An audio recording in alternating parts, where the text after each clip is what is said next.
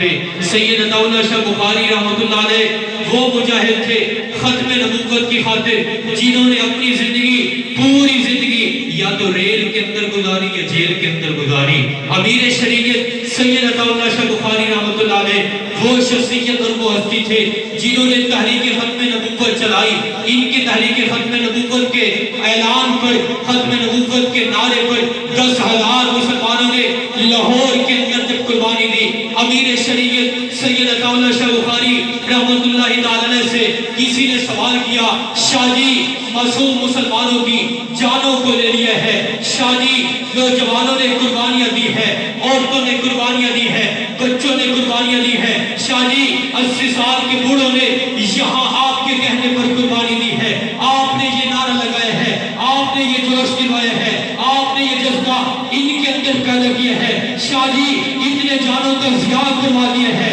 اتنی جانوں کو سکون بہا دیا ہے، کیا کل جواب دو گے قیامت کے دن؟ تو شاہ جی نے فرمایا، لوگوں